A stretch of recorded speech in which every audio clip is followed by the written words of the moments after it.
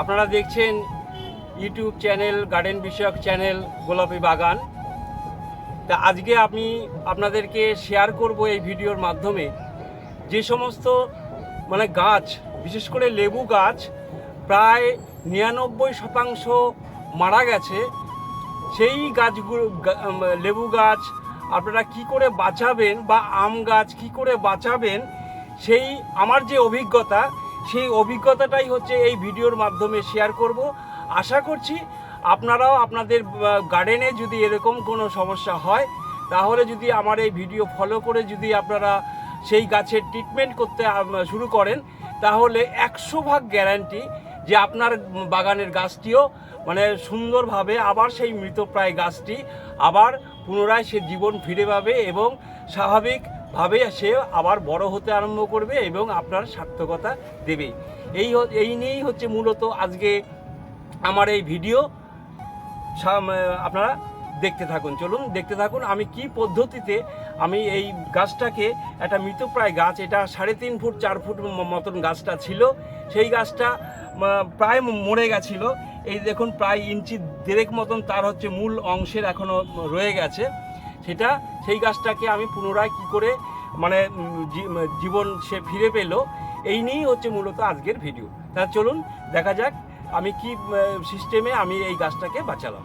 3 foot মতন গাছটা ছিল, আমি তার ছবিও এখানটায় দিয়েছি। সেই মৃতপ্রায় গাছটাকে আমি খুব ধীরে ধীরে এটাকে কী করে বাঁচালাম, মূলত আজকে যারা ছাদ বাগানি আছেন তারা হচ্ছে তাদের বাড়িতে যদি এরকম কোনো সমস্যা হয়, কোনো গাছ, লেবু গাছ মারা যাচ্ছে বা অন্য যে কোনো গাছ মারা যাচ্ছে, তাহলে আপনাদের জন্যই হচ্ছে মূলত আজকের এই ভিডিওটা কাজে আসবে খুব ভীষণ রকমেরভাবে। আপনারা স্কিপ না করে এই ভিডিওটা সম্পূর্ণ আপনারা দেখতে থাকুন, খুব কাজে আসবে। তাই এই লেবু গাছটা সর্বপ্রথমেই আমি যেটা করেছিলাম, যে মৃতপ্রায় যে ডালগুলো ছিল দেখতেই পাচ্ছেন, এই যে আমার ভিডিওতেই দেওয়া আছে, এই গাছটাকে যখন একটা ডাল মারা যায়, সম্পূর্ণ শুকিয়ে যায়, পাতাগুলো হলুদ হয়ে যায় এবং ডালটা শুকিয়ে যায়, কালো হয়ে যায়, তখন সেখান থেকে আমি হচ্ছে গাছটাকে আগে কেটে দিই। যেই অংশটা হচ্ছে মরে গেছে, ঠিক সেই অংশটাকেই আমি হচ্ছে 1 ইঞ্চি সবুজ অংশ সহ তাকে কেটে দিই। কিন্তু এখানটায় একটু বলার বিষয় আছে, আমি যদি গাছটাকে আরও 6 ইঞ্চি মতন যদি আমি সবুজ অংশ সহ কেটে ফেলতাম, মায়া না করতাম, তাহলে হয়তো রেজাল্টটা আরেকটু ভালো হতে পারত। এই যে দেখতে পাচ্ছেন এই গাছটা আমি প্রায় কাটতে কাটতে গাছটাকে একদম গোড়ার মধ্যে নিয়ে এসেছি।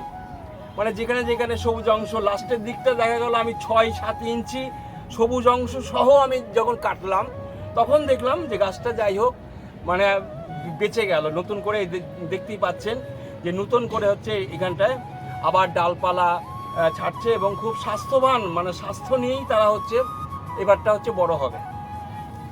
তাই এরকম যদি পরিস্থিতি আপনাদের বাড়িতে, টবের মধ্যে বা গার্ডেনের মধ্যে যদি এরকম ধরনের সমস্যা আপনাদের হয়, তাহলে আপনারা প্রথমেই যেটা করবেন সেটা হচ্ছে সেই মরা ডালগুলো সম্পূর্ণটা কেটে ফেলবেন এবং যেই অংশটা ধরুন আপনার যেমন এই ডালটা হচ্ছে এইখানটা মরে গেছে, আপনি এখান থেকে কেটে ফেলুন, মায়া করবেন না, এখান থেকে কেটে ফেলুন বা তার থেকেও একটু নিচে কেটে ফেলুন, 6-7 ইঞ্চি রেখে সবুজ অংশ সহ কেটে ফেলুন। তাহলে কী হবে, পরবর্তী সময় আর এই গাছটাকে এই ডালটা আর মরবে না।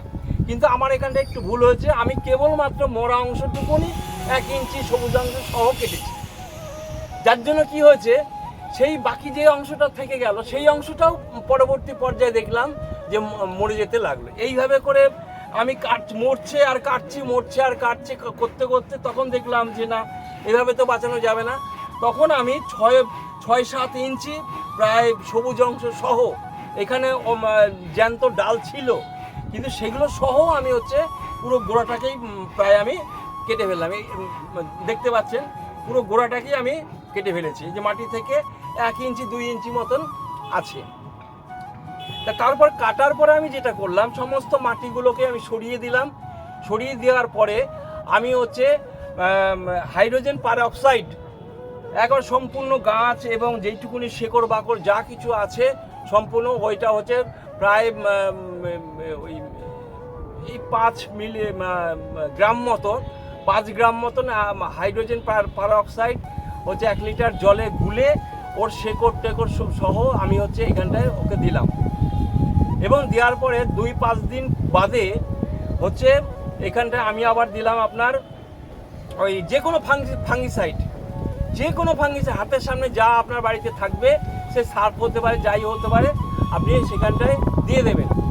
দেওয়ার পরে জীবাণুমুক্ত করার পরে এইবার এই গাছটার বা মাটি যে আবার দেওয়া হলো সেখানটায় যেন কোনোভাবেই আর জল স্পর্শ করা যাবে না, মাটি একদম শুকনো করে ফেলতে হবে। এবং তারপর যেটা করতে হবে আপনাকে সামান্য কিছু হিউমিক অ্যাসিড এই ওটাও ঠিক ওরকম 2 মিলিলিটার মতন 1 লিটার জলে 2 মিলিলিটার হচ্ছে আপনি জলে মিশিয়ে এর মধ্যে দেবেন। তার মানে কি মাটির উর্বরা শক্তিটা অম্ল ভাবটা আনবে, যেন গাছের যেইটুকুনি শেকড় বাকড় নতুন করে ছাড়ছে তারা যেন খুব সঠিকভাবে সহজেই সেই খাদ্যটাকে তারা গ্রহণ করতে পারে, যার জন্য ওই হিউমিক অ্যাসিডটা দেওয়া।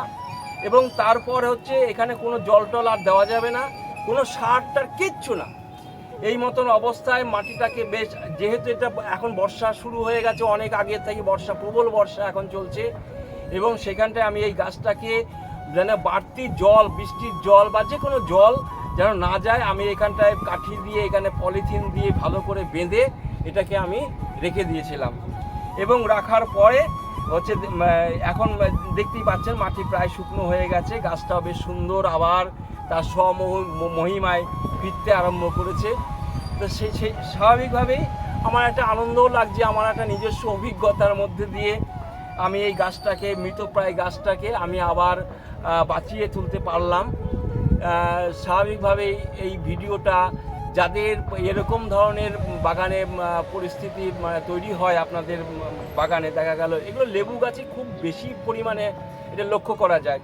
দেখতেই পাচ্ছেন আমার বাগানে লেবু গাছের এখানে প্রচুর লেবু গাছ আমার আছে, কমলা লেবু আছে, আপনার বাড়ি আছে, বাড়ি ওয়ান আছে, ইন্ডিয়ান মালটা আছে, ছাতকি কমলা আছে, সমস্ত ধরনের লেবু গাছ এই সাইডটা আমার ছাদের এই অংশটা সবই হচ্ছে লেবু আছে, লেবু জাতীয় সমস্ত। স্বাভাবিকভাবেই আমি যে দেখতে পেরেছি এর আগেও আমার একটা গাছ, আমি তো তখন নতুন বাগান করেছিলাম 2021 সাল থেকে। বন্ধুরা, তো আজকে এই ছিল আমার ভিডিও।